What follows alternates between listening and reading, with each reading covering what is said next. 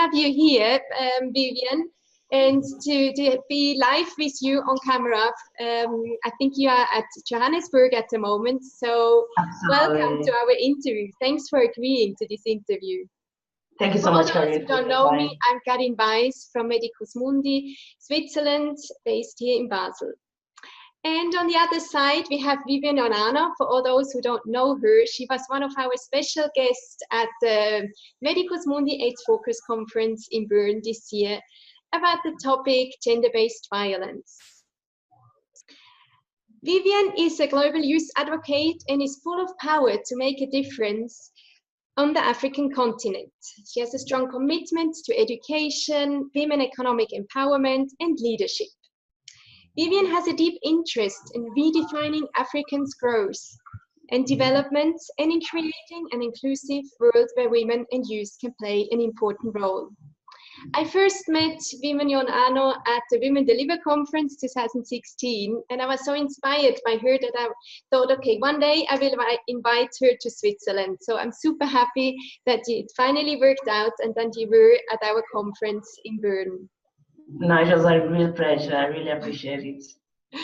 And I hope to see you again in 2019 at the Women Deliver Conference in Copenhagen, no, in Vancouver. Exactly. I definitely look forward to seeing it. It's going to be great. Yeah, that would be wonderful. Yeah, so everybody should be in Vancouver, Canada in June for the Women Deliver 2019 conference. Yeah, that would be fantastic. Vivian, in your speech at the conference, you said that gender-based violence is endemic across the world. It's a crisis and we need to urgently address it, which I totally agree with you. You highlighted the evidence. In your country, in South Africa, where you currently live, 1 in 4 women is sexually abused by an intimate partner.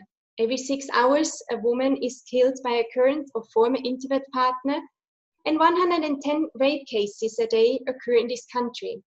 In other words, every 15 minutes, a woman gets raped.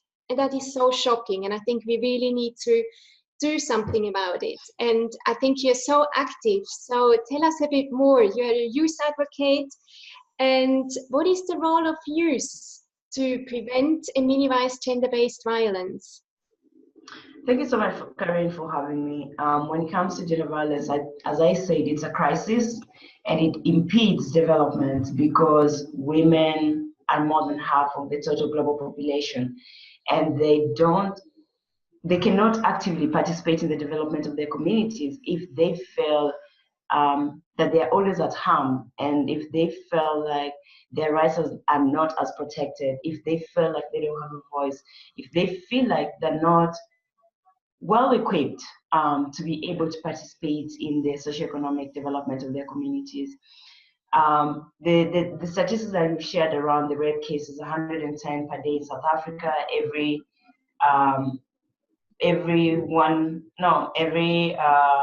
6 hours, a woman is violated by an intimate partner. For me, that shows you that gender violence or violence in general has a female face to it. And we are normalizing it when that should not be the case. Yeah, that's true. So as young people, it's our role to hold our leaders accountable. What kind of policies do we have in place? What is the what kind of legal system do we have in place to be able to address issues of gender-based violence?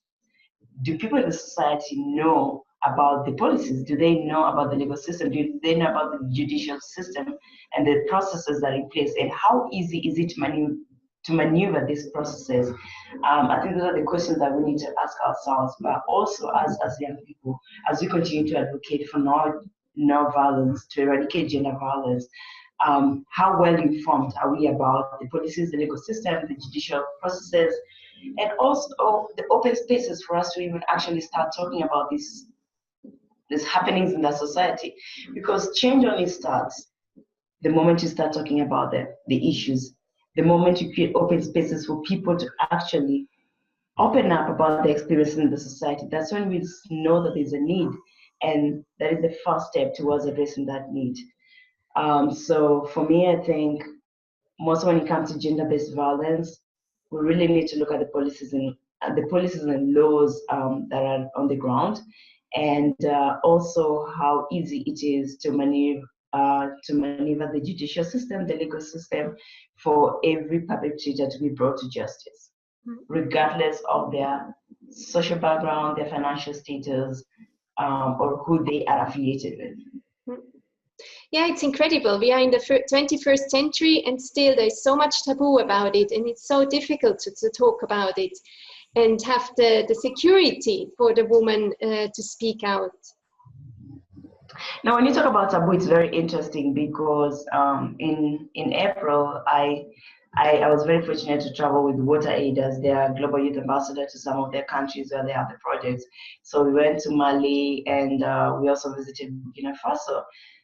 And we're talking about the menstrual hygiene, and it's still a taboo to talk about menstrual hygiene, to talk about menstruation at school. So if that itself is a taboo, so how do you expect young girls to talk about rape? Yeah, exactly. Yeah. How do you expect them to talk about rape if they cannot even talk about a biological process? Yeah, and it's so natural because all the women have it. Absolutely. And every single month. So it's true. So that just shows you the work that still needs to be done when it comes to having the right policies on the ground and the right kind of information, but also creating the open spaces for us to have these dialogues. Yeah. You also touched on the fact that gender-based violence is deeply rooted in the society and in social norms, in the culture. And why is that? Why is violence so accepted in a society? How come? The reason why it's becoming a norm, as I said, because of the discrimination and stigmatization around it, right? If you talk about it, if I come and tell you, oh, Karina was raped, the first thing you're going to ask me, how did it happen? What did you do? Yeah. So I am actually the one on the wrong. And yet I'm the one who's been, my rights have been violated. So I think the stigmatization around talking about it, so everybody's going to be labeling you, and the discrimination, economic, social, political discrimination that comes around that also makes it really hard for us to talk about it. And that's why it's becoming a norm. We are normalizing it when we should not. And I think it's because of those obstacles that are there, and we haven't actually really deeply looked into how to uncover all those obstacles. Yeah. Regardless of the fact that we have many more civil society organizations really lending their voices to the cause, and UN Women has been on the forefront when it comes to that, with their 16 days of action towards no violence against women. But I know South Africa started a campaign of 365 days of no violence against women, which is like basically a whole year, right? But that's not enough. I think there has to be tangible investments around it for us to actually show that we are really, really committed to ending violence against women. Yeah. And how can we make a difference? Because here, for example, we had the Me Too movement, we had the AIDS Too movement. And in your speech at the conference, you mentioned that these movements have not really reached Africa. And here we all talked about it. It was in the news, so many cases came out. And how come that Africa hasn't talked about the Me Too movement, for example, with the Twitter, Facebook, and all the things we have? No, honestly, I'm very grateful about the Me Too movement and Time's Up movement, because they're sparking a conversation that has not been there. But also, there have been conversations that it's more white female focused. Yeah, it's more white female focused and not a lot of Black women focused or being brought to attention. And I think here, we haven't had a lot of cases on the Me Too movement when it comes to here on the continent, to be honest. Not so many people have come out. And I think it's because of the fear of stigmatization, the fear of being labeled. And also we don't have the same cushioning that, the same privileges that the people in the West have had when come out to talk about the Me Too movement. Mm. Here, there's still lots of threats here on the ground. And for somebody who doesn't have the economic means to be able to come out and talk about a political leader or a top business leader who took advantage of them, it's going to be difficult. It's going to be difficult. So Totally, yeah. exactly. So it's going to be very difficult. And sometimes you think about, okay, if I come out, what's going to happen to my family? What's going to happen to my parents? Are they going to be kidnapped? Are they going to be killed? Am I going to be killed? And tomorrow somebody's going to find my body washed down a river or something like that. So the fear is still there. And also we don't have enough cushioning legally to be able to come out boldly and talk about it. But I think it's something that's going to change, but it's just a matter of time. I'm very hopeful.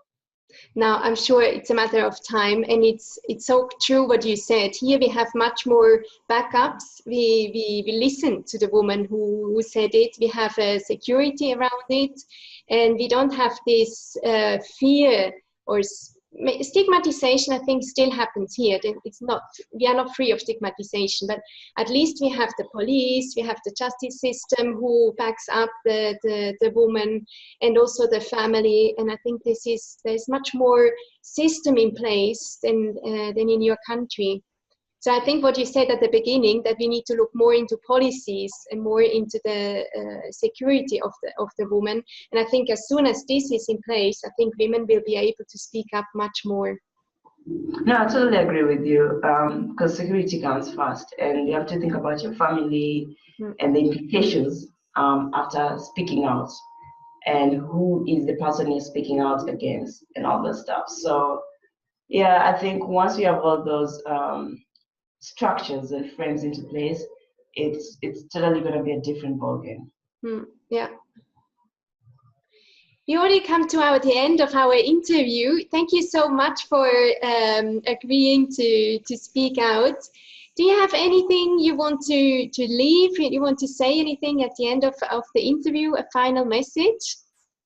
Honestly, I'm very grateful for the opportunity. And Karina, I would like to really thank you and your organization for the work that you're doing around eradicating gender-based violence and providing a platform for experts, activists to share their work, but also collaborate, because there's only power, the strength is in the numbers, and the power is in the numbers. So unless we work together, we're still going to talk about the same issues 20 years down the line. So for me, collaboration and partnership is very, very fundamental. Also, when it comes to issues like eradicating gender violence, that I'm very, very passionate about. So let's just continue having the dialogue, creating the open spaces, but also engaging with our political leaders, because at the end of the day, they're the ones who have the power and the ability to change the policy. So let's just keep holding them accountable and keep making noise until we see the change. It will definitely happen. It's only a matter of time, but it will definitely happen. I'm very hopeful. Yeah, no, that's true. That are nice words. We are all hopeful that things are slowly but surely moving into the right direction. And I think another opportunity is the Women Deliver Conference 2019 in Vancouver. 7,000 people are expected, and so much energy and so much emotions are creating during this conference in order to make a difference for women on this planet. And I think this is what we need, the partnership, the emotions, in order to move forward with topics like this. So thank you so much for this interview. Thank you again for having me. Good luck with all your endeavors. Thank you so much, Karina. I really appreciate it.